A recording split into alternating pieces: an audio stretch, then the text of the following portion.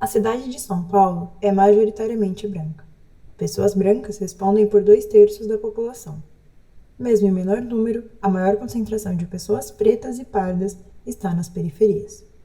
Essas pessoas estão mais suscetíveis à violação de direitos, evasão escolar, trabalho precarizado, piores condições de saúde, moradia e vulnerabilidade ambiental. E mesmo na quebrada, pessoas brancas saem em vantagem.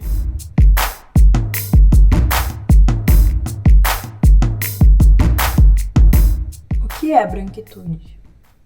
Branquitude é um termo um tanto acadêmico, né, que a gente usa para falar de uma identidade branca.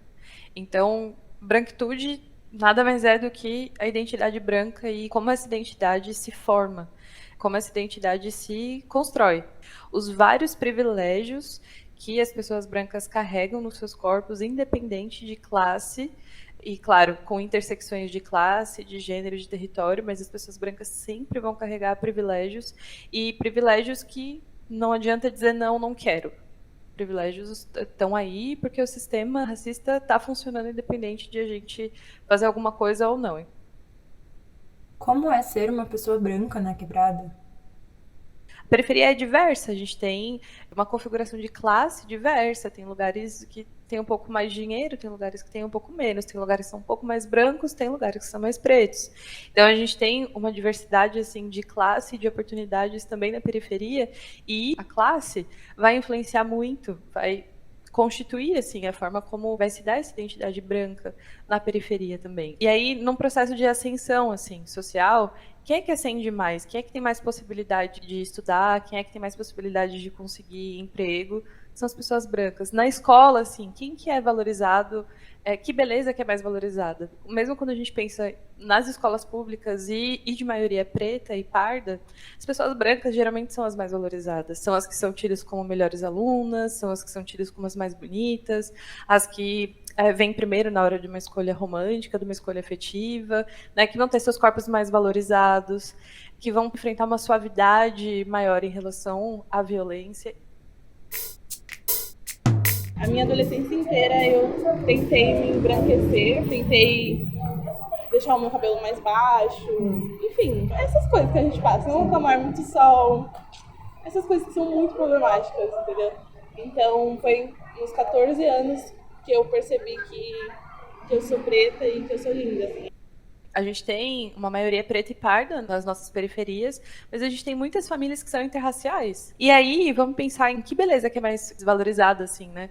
Ah, que cabelo que é mais valorizado, como é que os traços do rosto, e às vezes não tanto os traços, mas a cor da pele, que cor da pele que é mais valorizada, que cabelo, que tipo, biotipo, assim, o que é mais valorizado desde cedo, né? A gente nascer sabendo e crescer sabendo que a gente é bonito, também começa a constituir parte da nossa visão sobre nós, né? Da nossa autoimagem.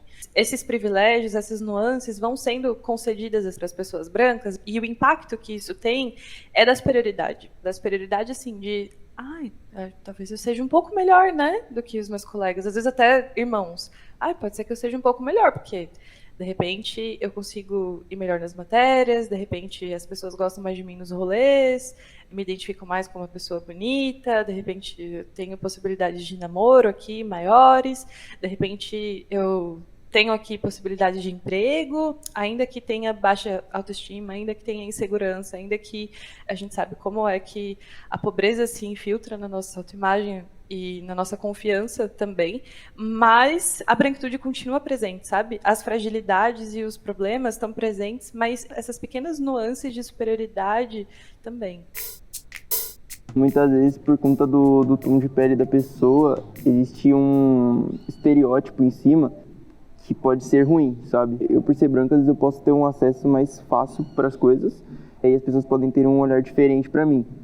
Entra naquele estereótipo, né? Um branco disputando com um negro, às vezes, a mesma vaga, e muitas vezes a pessoa fala assim, não, o branco pode ter mais estudo, o branco pode ter mais conhecimento, e às vezes nada disso tem a ver, realmente. Mas tem uma coisa da branquitude brasileira que tá ainda no mito da democracia racial, né? Que como se todo mundo fosse miscigenado e todo mundo é igual, todo mundo tem as mesmas oportunidades e tá tudo certo, aqui não existe racismo e tal. A gente tem avançado bastante com as cotas raciais, a gente tem avançado bastante com algumas discussões, com tanto mais de representatividade, a gente tem avançado um tanto mais, então eu acho que hoje em dia está um pouco mais difícil, principalmente para as pessoas jovens, ignorarem completamente esse assunto.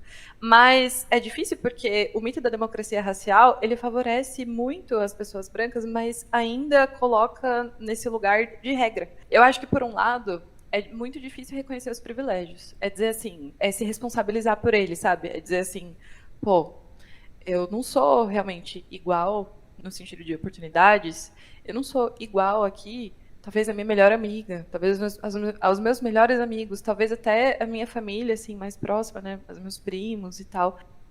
Eu entendo que o racismo, ele existe de várias maneiras, tanto financeiro, como tom de pele, como moradia. Mas o racismo em si mesmo, que eu acho que é a sociedade em si. Porque se você é negro, mas você tem dinheiro, você tem uma condição financeira boa, ali a pessoa não sofre racismo.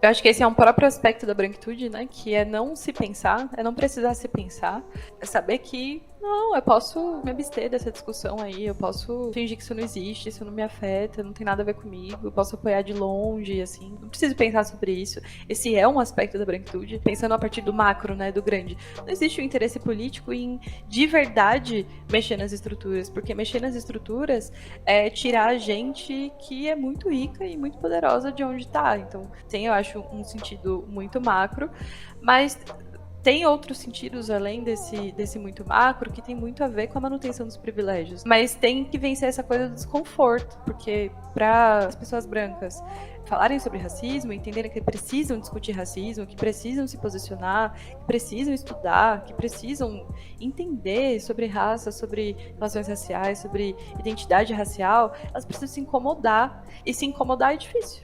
A gente não quer se incomodar, né? Então, quando a gente acha que uma coisa não tem nada a ver com a gente, porque tem um fundo aí que continua intacto, que é dos privilégios. E podem ser os pouquinhos privilégios das pessoas brancas mais pobres, desde os privilégios bem maiores das pessoas mais ricas. Então, eu acho que a dificuldade tem a ver com o incômodo, tem a ver com o desconforto. Precisar enfrentar o desconforto e precisar se responsabilizar para entender que, sim, a discussão racial é responsabilidade das pessoas brancas. Falar sobre racismo é responsabilidade de pessoas brancas. Se incomodar com isso, se afetar com isso, é responsabilidade também de pessoas brancas, porque a luta antirracista precisa de todo mundo. E já que o sistema está funcionando ativamente para a gente o tempo todo, a gente precisa enfrentar esse sistema. E assim, a gente tem uma origem pobre, a gente tem muito menos a ganhar com a branquitude, então isso é muito importante de entender.